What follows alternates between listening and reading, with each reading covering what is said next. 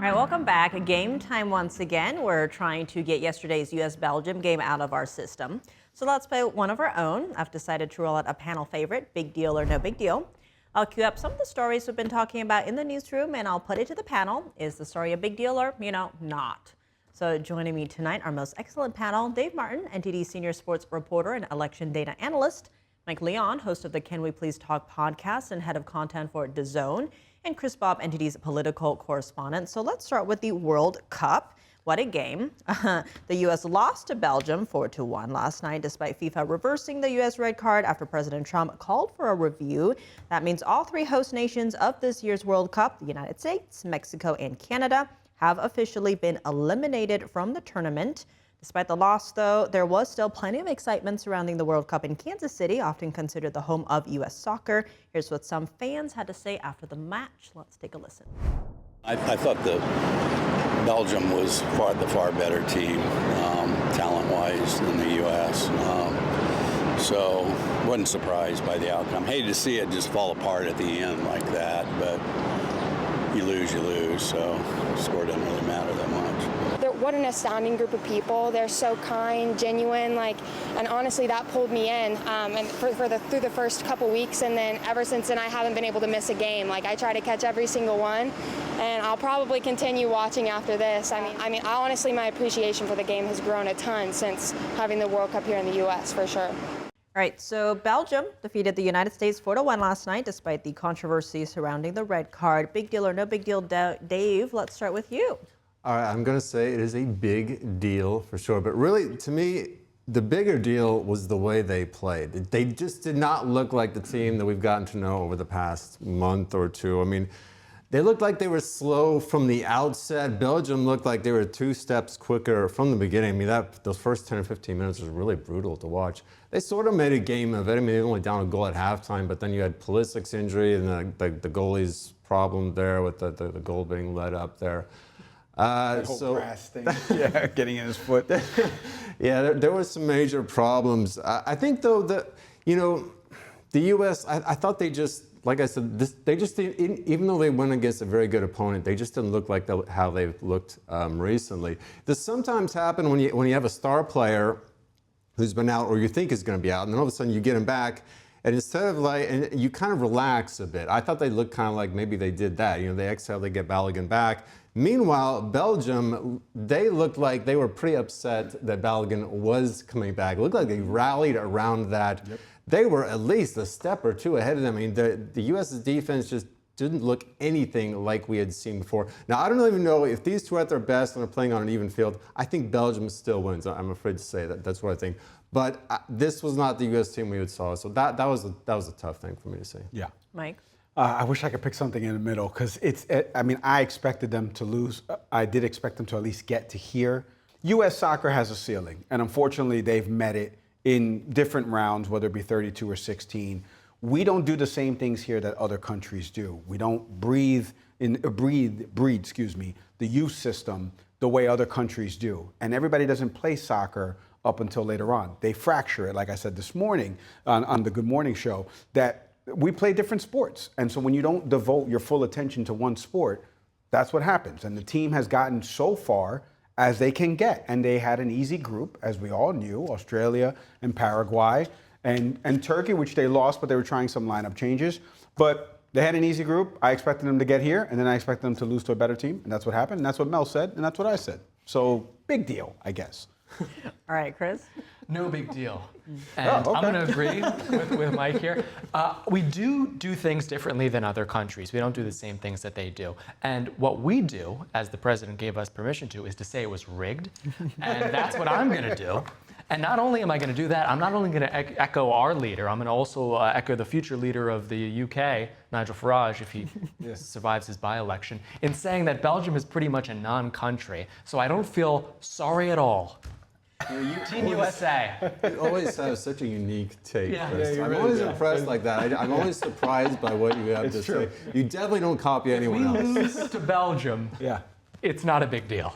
Belgian waffles can come back or no? Yes. Brussels, Forget great about city. No, I guess not. Are we boycotting the waffles? Yeah, nothing. All right, let's move on.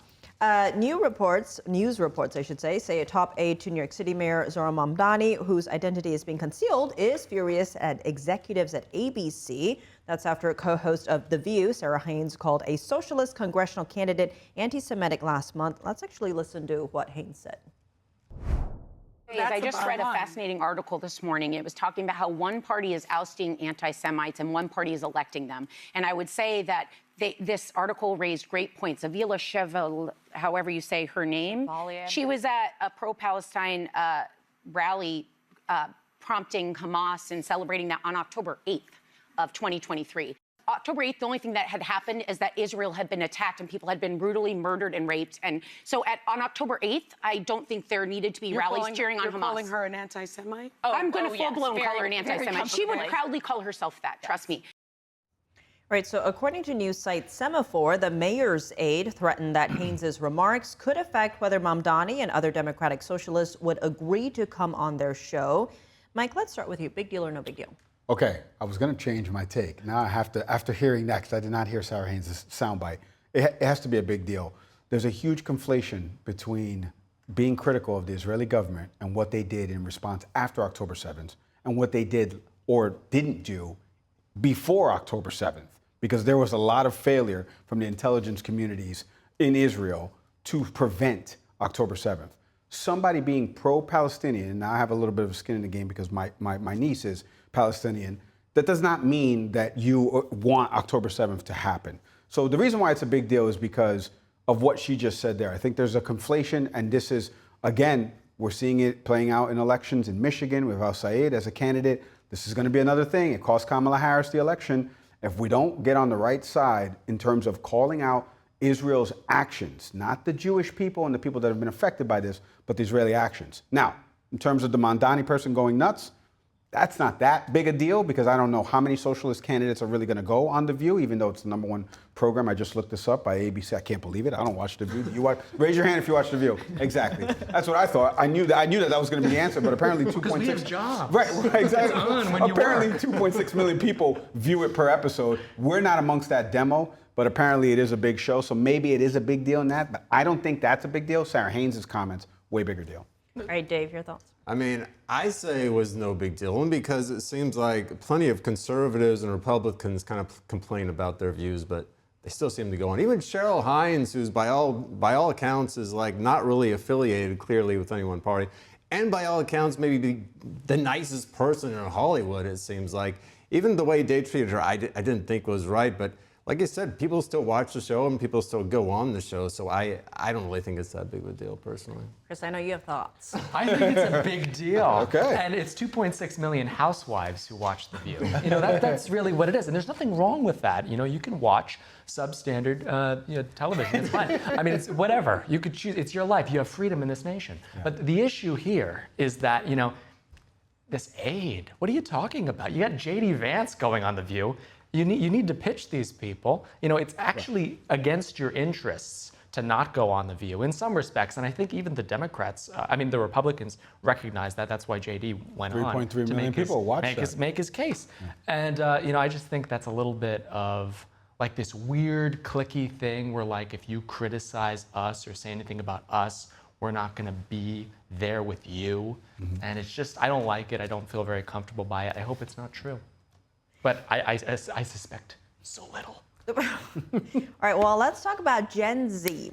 A new study from the digital payments service Zelle found that this generation is facing a common financial headache, not paying their friends back after shared expenses like a group trip or a dinner. So the report found that 76% of Gen Z consumers say they've had friends who still owed them money after group activities. More than half said those unpaid debts have created tension in their friendships, and nearly half, 47%, said they've gone into debt themselves to cover group expenses while waiting to be reimbursed. So topic, Gen Z not paying their friends back on time, big deal or no big deal. Chris, you're our token Gen Z. I'll start with you.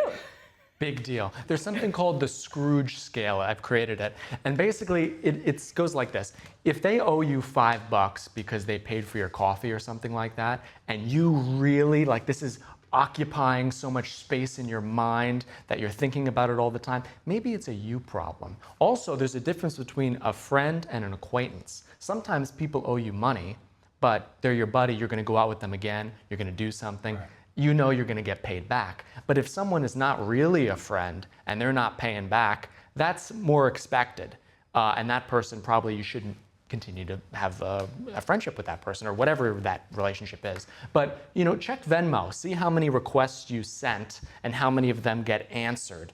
For me, I got pretty good odds. I think I surround myself with a good group of people. I'm not trying to brag, but I was just looking $20 requests, that sort of thing, paid within a few days. I think, you wait a week or 2 weeks, that's sunk cost. You're never getting that money back. Right. But I mean, if it's below $50, if people are not paying you back, maybe you'll get it back. But if it's over that and these are not your friends. Stop talking to them. Like if they owe you $200 because you went to see Lana Del Rey or something like that, then if they're not paying for their ticket, if they're not paying for the Airbnb, you got it's a you problem. Don't be friends with that person.